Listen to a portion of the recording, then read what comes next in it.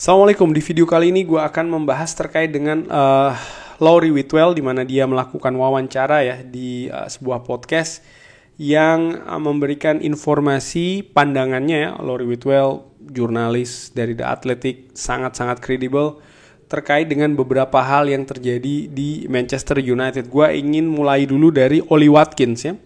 Dia berpendapat bahwa saya masih berpikir kalau negosiasi ya, atau setidaknya pembicaraan terkait dengan pemain penyerang tengah ini masih terjadi. Kita telah melihat ya bagaimana pemain seperti Ollie Watkins di Aston Villa. Dia merupakan pemain yang memiliki pengalaman di Premier League. Hanya saja Aston Villa mengatakan kalau dia ini tidak untuk dijual. Ini hal yang sama yang terjadi di bulan Januari ketika Arsenal secara potensi melakukan sebuah proposal dan akhirnya membuat situasi lebih rumit. Saya tidak berpikir kalau ada sesuatu yang besar ya yang akan terjadi di depan untuk Ollie Watkins. Ada beberapa percobaan semacam kayak pembicaraan terkait dengan Ollie Watkins ini ya. Dan Aston Villa mengatakan kalau dia ini tidak dijual, tapi sebenarnya ini bukan berarti dia beneran tidak akan dijual ya, karena Laurie Whitwell mengatakan Liverpool mengatakan hal yang sama terkait dengan Luis Diaz, tapi akhirnya ya mereka bersepakat untuk melepas Luis Diaz. Jadi ini merupakan parameter-parameter ya dari proses negosiasi. Seperti gua katakan bahwa Aston Villa ya mereka ini juga mengalami kesulitan keuangan. Dan kalau mereka melepas Ollie Watkins dengan angka yang tinggi, ya ini merupakan hal yang bagus. Itu kan yang diharapkan. Dan yang diharapkan lagi adalah mereka memiliki waktu yang cukup untuk mencari pengganti. Dan ini bisa memungkinkan ya, artinya ketika mereka ini katakanlah dalam tanda kutip membeli waktu ya, buying the time, mengolor-ngolor waktu, negosiasi dengan klub yang berminat untuk mendatangkan Ollie Watkins. Selain mereka ingin mendatangkan atau mendapatkan keuntungan yang besar, mereka juga bisa bergerak nih untuk mencari pengganti dari Ollie Watkins ya. Dan menurut gue bisa jadi ini strategi, bisa jadi sekali lagi ini cuma asumsi saja, tapi bisa jadi ini strategi memang dilakukan oleh Aston Villa begitu, dengan mengatakan oke, Ollie Watkins tidak dijual. Tapi Manchester United ini terus melakukan semacam kayak testing ya. Mereka juga terus menghubungi pihak dari Ollie Watkins terkait dengan kemungkinan adanya kesepakatan transfer. Nah ini sangat menarik ya. Dan terkait dengan kesepakatan transfer, Laurie Whitwell mengatakan bahwa Manchester United ini sebenarnya memulai musim panas ya, transfer musim panas dengan ide untuk mendatangkan seorang gelandang. Dan rencana ini berganti karena ada Liam Delap. Dan mereka tidak mendapatkan Liam Delap, jadi mereka ini pindah ke Mbeumo. Dan ini akhirnya memang lebih mahal ya dari apa yang mereka akan bayar untuk Delap. Dan ini yang membuat akhirnya Manchester United tidak atau ya harus beralih dari target mendatangkan pemain tengah.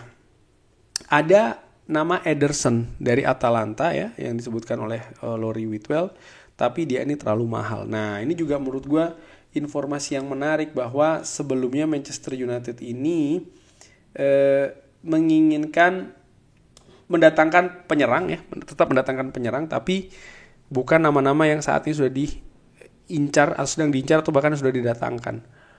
Tapi memang bagaimana Manchester United ini sangat-sangat berminat untuk mendatangkan Liam Delap. Dari apa yang diinformasikan oleh Laurie Whitwell memang benar adanya berarti ya.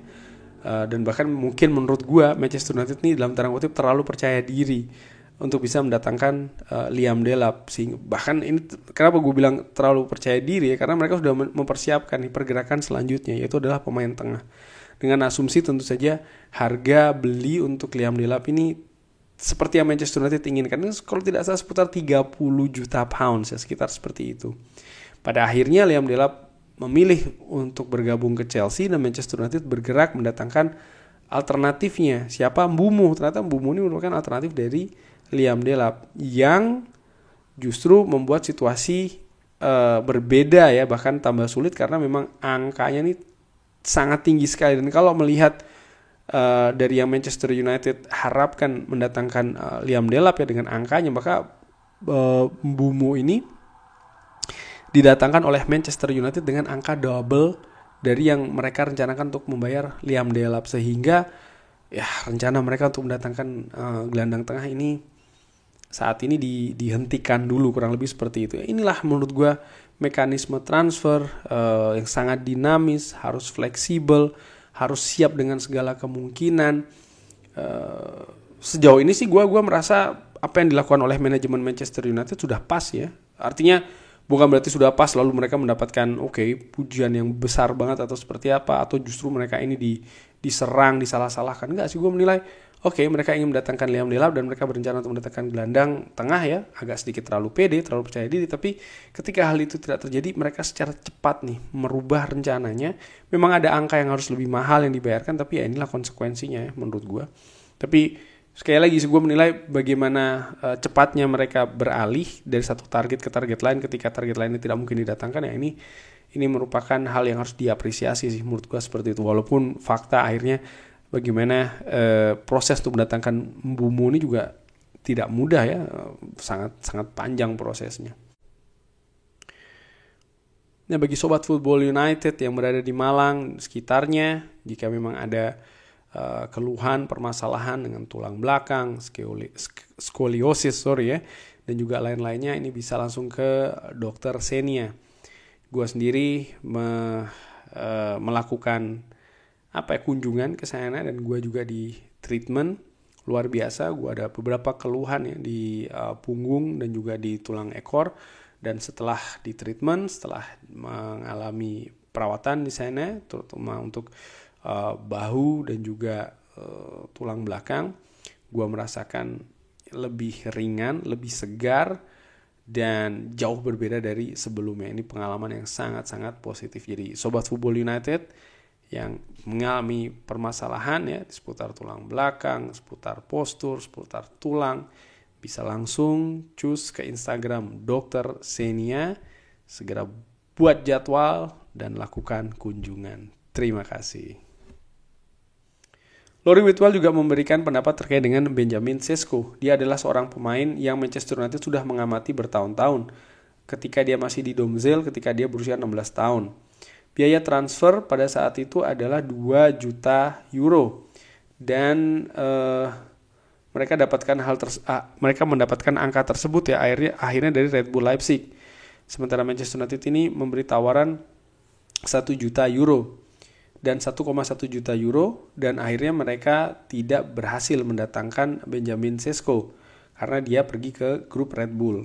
Jadi 2 juta euro, Manchester United hanya menawar kurang lebih setengahnya, dan ini tidak disepakati, akhirnya lepas lah. Apakah ini sebuah kesalahan atau seperti apa ya? Menurut gue Move juga memiliki pertimbangan gitu loh. Belum tentu juga ketika dia datang ke Manchester United, seandainya Manchester United menawar dengan angka 2 juta euro, bisa jadi ada perkembangan yang tersendat atau seperti apa. Semua kemungkinan itu bisa saja terjadi. Cuma kalau kita melihat fakta saat ini bahwa Benjamin Sesko ini berkembang menjadi valuasinya menjadi berapa? 60-70 juta euro. Ya seakan-akan memang ada kesalahan dari yang Manchester United lakukan dulu ya, ketika mereka tidak berani menawar 1 juta euro lebih tinggi dari angka yang mereka berikan pertama kali. Dan lagi-lagi Manchester United ini melihat untuk mendatangkan Benjamin Sesko di musim pertama Erik ten Hag. Tapi dia tidak nyaman ya untuk datang ke Manchester United dan langsung sebagai pemain nomor 9, artinya pemain tengah, penyerang tengah ya. Karena tekanan yang akan dia rasakan. Wow. Oleh karena itulah dia menilai bahwa keputusan terbaiknya adalah untuk ke Leipzig. Pemain yang cerdik menurut gue, pemain yang cerdas, bahwa dia tahu nih bermain di Manchester United itu tekanannya juga besar, dan ketika dia mengukur bahwa dirinya mungkin tidak bisa ya mengatasi tekanan tersebut, maka akhirnya dia memutuskan ya tidak jadi mengambil peluang tersebut. Walaupun memang Manchester United ternyata dari apa yang dikatakan oleh Lawrie Whitwell di musim pertama dari Erik ten Hag ingin mendatangkan Benjamin Sesko. Tapi pada saat itu gue bayangkan kalau seandainya Manchester United memiliki ada Rashford yang mencetak 30 gol satu musim, lalu di depannya ada Benjamin Sesko, Ya menurut gue mungkin Manchester United bisa jadi berbeda ya di musim pertama, bisa jadi juga lebih banyak lagi yang bisa didapatkan dalam hal mungkin trofi, mungkin peringkat ya, karena ya pada saat itu musim pertama dari Ten Hag memang Manchester United fantastis nih penampilannya dan juga hasilnya. Arsenal ini melihat sang pemain lebih awal di musim panas, tapi sangat sulit ya untuk melakukan perbincangan terkait dengan hal tersebut, negosiasi, karena ada unsur finansial dan juga ekspektasi yang besar untuk Benjamin Sesko, di mana dari kubu Benjamin Sesko sendiri juga menginginkan gaji yang juga tinggi. Manchester United saat ini dia melihat bahwa Sesko ini merupakan sebuah opsi lainnya, karena Gyökeres ini pindah atau memilih ke Arsenal. Tapi Laurie Whitwell mengatakan ya dia tidak memiliki semacam kayak insting bahwa saat ini Manchester United akan mendorong untuk mendatangkan Benjamin Sesko saat ini. Ketika Anda melihat ya biaya kesepakatan dan juga bagaimana dia ini sebenarnya tidak terlalu impresif di Bundesliga musim lalu, dan ini seperti angka yang sama yang dia lakukan di musim sebelumnya. Jadi dari sisi peningkatan tidak secara drastis, sementara dari sisi angka dinilai memang terlalu tinggi sekali. Jadi memang ada valuasi yang katakanlah ketinggian ya, dan ini yang diperkirakan oleh Laurie Whitwell. Nampaknya Manchester United tidak akan secara besar-besaran juga nih berusaha untuk mengincar Benjamin Sesko, berusaha untuk mendatangkan Benjamin Sesko. Ditambahkan terakhir, dia 22 tahun, yang masih sangat muda, dan mungkin ini terkait dengan ataupun kesulitan saat ini ini terkait dengan angka yang diminta biaya transfer, dan tentu saja ya Anda menginginkan lebih dari itu, artinya ya tidak terlalu tinggi ya, diharapkan juga ada kalau seandainya memang angka tinggi itu yang dipasang oleh Benjamin Sesko dan Manchester United bergerak untuk mendatangkannya, ya Manchester United tentu saja akan berharap bahwa Benjamin Sesko ini bisa mencetak banyak gol, bisa betul-betul dijadikan sebagai andalan betul-betul andalan di lini depan dengan langsung, sehingga resiko itu masih besar menurut gue dengan angka yang diminta oleh Benjamin Sesko, dan juga fakta bahwa selama 2 musim terakhir di Bundesliga dia bermain bagus tapi lebih stagnan, kurang lebih seperti itu dari apa yang dikatakan oleh Laurie Whitwell. Menarik ya informasi ini terkait dengan beberapa hal di Manchester United, ya antara pemain tengah tadi disebutkan Oli Watkins, Benjamin Sesko, dan juga rencana yang lain. Kurang lebih seperti itu. Bagaimana menurut Sobat Football United? Seperti biasa silahkan drop di kolom komen. Terima kasih sudah menyaksikan. Jangan lupa like, sholat, dan juga subscribe. Wassalamualaikum warahmatullahi wabarakatuh. Thank you.